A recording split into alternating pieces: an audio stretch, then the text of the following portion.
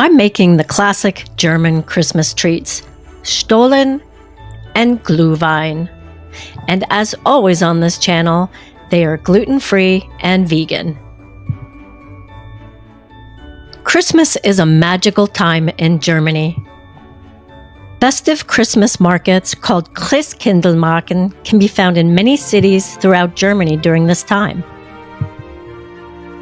Stollen can often be found at these markets. And visitors can most certainly find a nice warm mug or glass of Gluehwein. So I'm coming to Washington, D.C. today to visit what's called the Huerich house. And I'm going to go to the Christkindl Market to see if I can find some Stollen and Glühwein. So why don't you guys come along with me? The Huerich house is close to DuPont Circle in Washington, D.C. Looks like there's a little bit of a line to get in today to this market.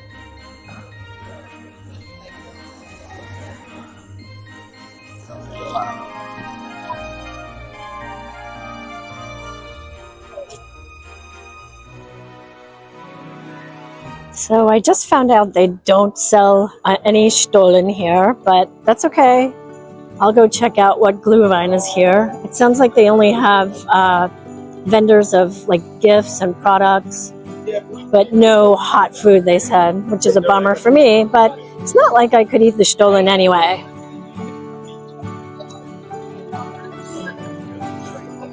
Okay, it looks like the bar line starts here, of course. It's got a line.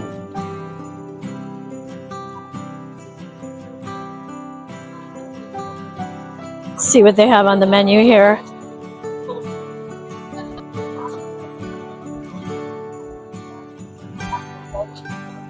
So they have hot drinks, they have Gluehwein, and they have some snacks. It's German snacks. So I'll have to check this out. I see they have the gummy bears. This is cute. They have the shed out back. It must be some kind of storage shed, but it's decorated like a little gingerbread house. So now I know what the Huerich house is all about. It is the house of the family that had well, they're claiming they have America's oldest brewery. Now that's interesting for me because I'm from the area where Yuengling Brewery exists and was founded, and Yuengling Brewery claims to be the America's oldest brewery. So now I have to figure out who came first. Okay, so they didn't have Stollen. They did have the Gluehwein, but it was $9 a cup, and it had alcohol in it, and I have to drive back home. And driving in the DC area is crazy enough. I don't think I'm going to add alcohol to my driving adventures. So, you know what I'm going to do? I'm just going to go home and I'm going to figure out how to make some gluten-free and vegan Stollen. And I think I'm going to make an alcohol-free Gluehwein. That's not to say that someone who wants alcohol in it can't have alcohol. What I'll do is I'll make reference to how you can make a alcohol-free Gluehwein for the kids or for those who don't want alcohol, and then I'll make suggestions as to how you can make an alcohol version. So it's no surprise that I didn't find a gluten-free and vegan Stollen. I mean, isn't that the case so often for those of us following a gluten-free and vegan diet? I mean, so often we find foods that we'd love to eat, but we can't because they aren't gluten-free and vegan. And then we're in a situation where others are eating it and we're not, and we're kind of missing out. Sometimes we feel sorry for ourselves. Believe me, I've been there. But I'm aiming to fill the void for those of you who are seeking certain, let's call them comfort foods, and that you'd like to replace those. And it doesn't matter what your version of comfort food is, depending on where you are in the world. Everyone has their different ideas of comfort food, but I'd love to recreate those. So I would welcome you to leave a comment and let me know, what is your idea of a comfort food that you miss so much because you're gluten-free and vegan? And I would love the challenge of trying to recreate that. Today, I'm recreating the German bread called Stollen. And Stollen it's a yeast bread, and it has fruits, dried fruits, and nuts in it. It also includes alcohol. I'm making an alcohol-free version today, but you still have this the taste of alcohol because I'm using some extracts that mimic that flavor. I'm also making a alcohol-free Gluehwein, and for both the Stollen and the Gluehwein, I'll give you options to include actual alcohol if you choose to do that. You want to allow 2 days to make the Stollen. On the first day, you'll make your dough and you'll let it rise. And you also want to soak your fruits and nuts, and you also want to make your marzipan. On the second day, you'll actually bake the bread, and then you can make your Gluehwein. To create the fruit and nut mixture for the Stollen, you'll need 1/2 cup of each of the following: dried tart cherries, golden raisins, diced crystallized ginger, slivered almonds, and then you'll also need an orange, and you'll need 2 extracts. You need rum extract and orange extract. Juice the orange. You want about 1/3 cup of fresh orange juice. To the orange juice, add 1 teaspoon of orange extract and 1 teaspoon of the rum extract.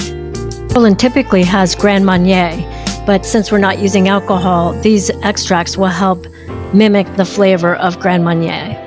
Pour the extract-infused orange juice over the almonds and fruit, and then give it a stir to combine. You can also use 1/3 cup of Grand Marnier instead of the orange juice and the extracts. Cover this mixture and store in the fridge until the next day. To make the marzipan, you need 1 cup of blanched almonds, 1/4 cup of aquafaba, that's the liquid from the chickpeas. You need 4 cups of powdered sugar. You need 1 teaspoon of almond extract and a pinch of salt.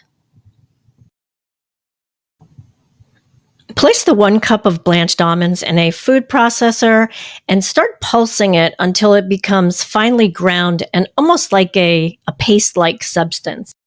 Then add 2 cups of the powdered sugar and start pulsing that together as well.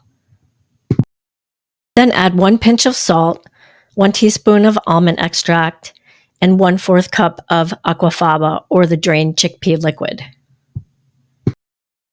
Pulse again until you have a thick paste-like substance. Then add 2 more cups of the powdered sugar and pulse again until the mixture thickens into a dough-like substance.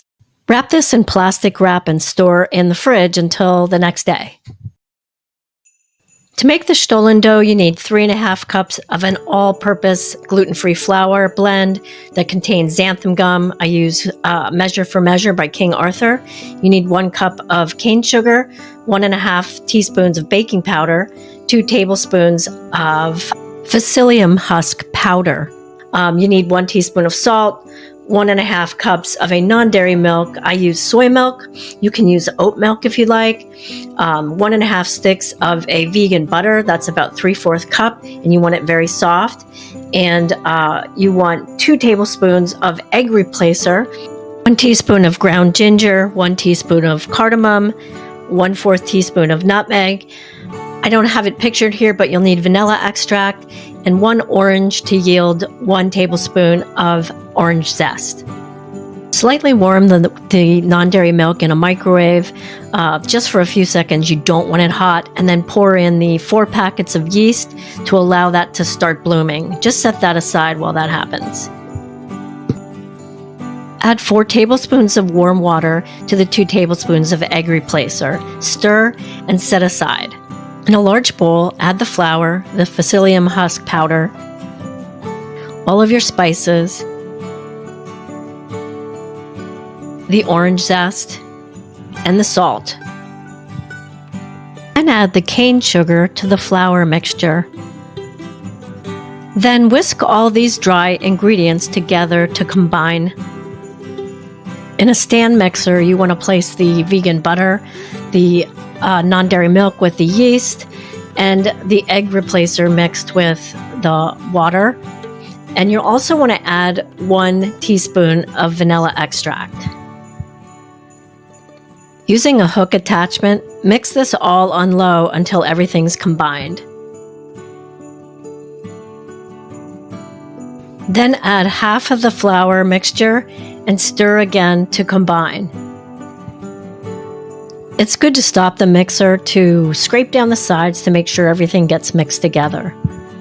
Then add the other half of the flour and mix to combine, again periodically stopping to scrape down the sides with a spatula. The mixture should come together like a thick dough, but with a slightly sticky touch.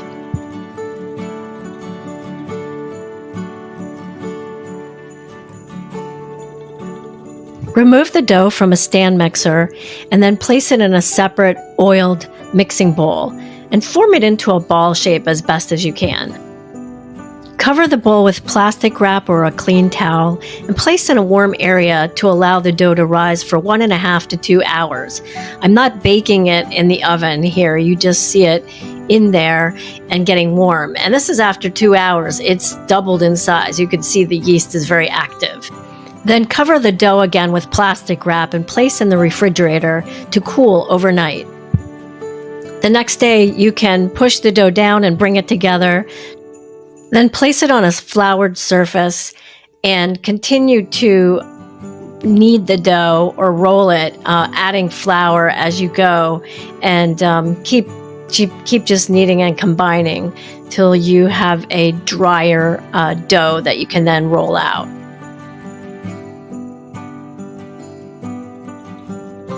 Roll out the dough until you have a fairly thick, large oval shape.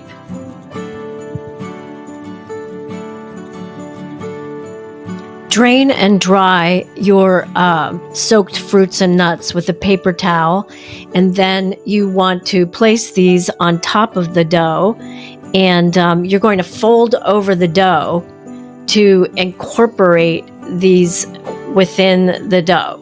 You're just going to keep kneading until you get the fruits and the almonds incorporated throughout the entirety of the dough. This can get a bit frustrating because the fruits and the nuts tend to poke out and fall out of the dough, but just keep kneading it and bringing the dough together so that these are dispersed throughout all of the dough.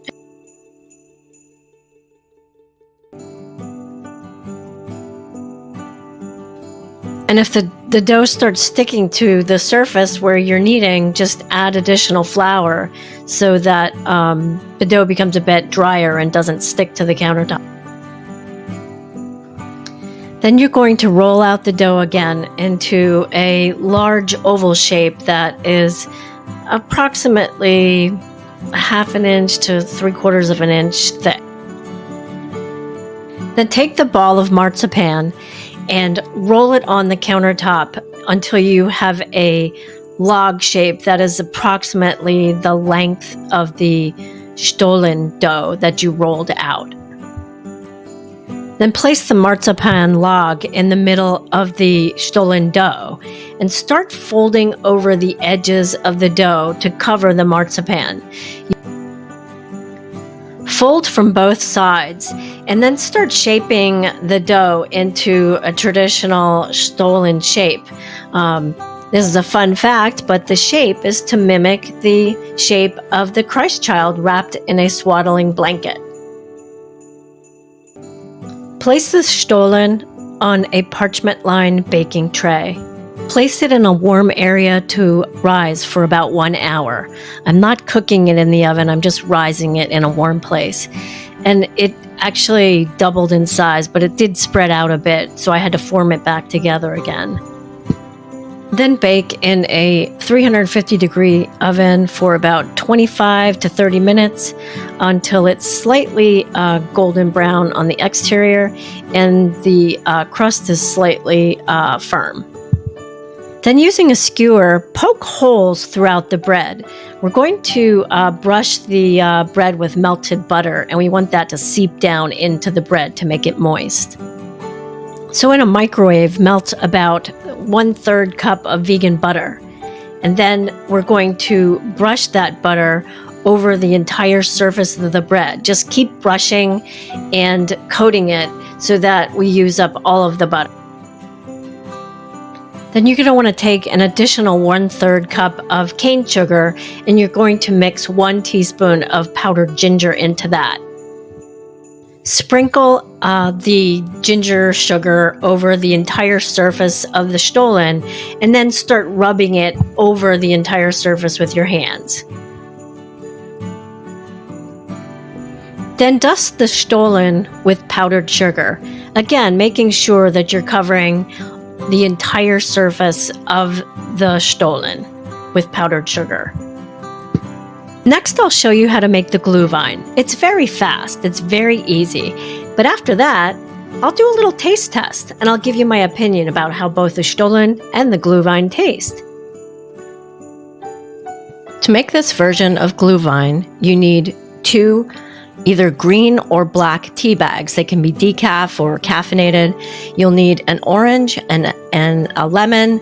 You need 2 cups of grape juice. This is pure grape juice, not a grape juice cocktail or combination. You want pure grape juice, and you also need 1 1/3 cups of pure pomegranate juice. For the spices, you need 1 cinnamon stick, 4 cloves, 1 star anise, and 1 bay leaf. You're also going to need to remove the rind of the orange and the lemon. You want to use about half of each. If you want to make this version with alcohol, you're just going to eliminate both the juices, and you're going to add 1 full bottle of red wine. But you also need to then add about a 1/2 cup to 3/4 cups of sugar to this recipe. Juice your orange until you have about 1/2 cup of fresh orange juice. If you need a second orange, just juice a second orange. In a pot over a stove, place the orange juice and also add 1/2 cup of water.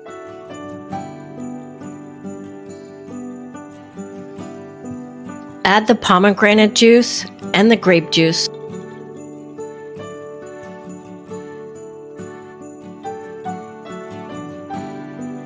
Add the cinnamon stick, and then add all of the other spices.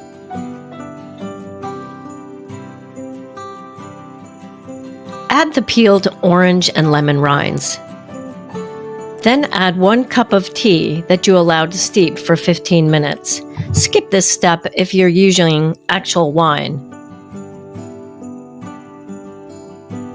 Bring the Gluehwein to a low boil, then turn off the heat and put a lid on the pot to allow all the flavors to blend together. And let it sit for about 1 hour's time. Reheat the Gluehwein and strain the spices and the rinds before serving. Now let's give everything a taste test.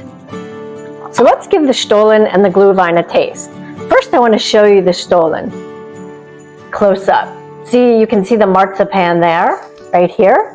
And you can see the dried cherries and some nuts inside, and then the powdered sugar on top. This is it's bread. It's gluten-free bread, but it's very bread-like, and it has a very nice, soft, bread-like texture, unlike many gluten-free breads. And this has held up very well wrapped in plastic wrap. But let's give it a taste. First, I'm going to taste it without the marzipan.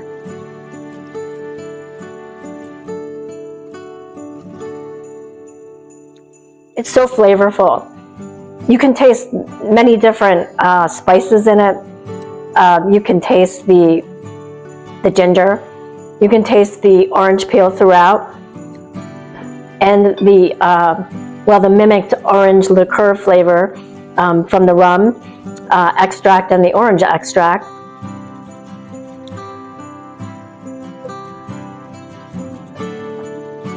It also just is a delicious yeast bread, and you can taste the yeast, which I personally enjoy.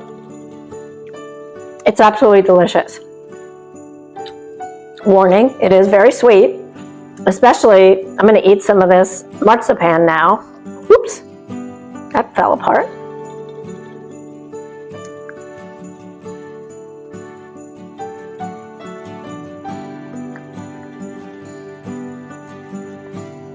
That has a nice texture. It adds a slight creaminess to the bread. It's very sweet. And you can also taste the almond extract, which I also enjoy. I mean, there's so many different combinations of flavors in this bread. It's really it's a joyful sensation for your mouth. It's delicious. Now,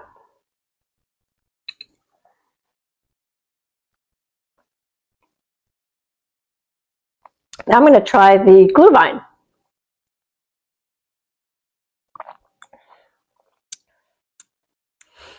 The Gluehwein is a wonderful pairing with the Stollen. You would think that the Gluehwein is too sweet, but it's actually not.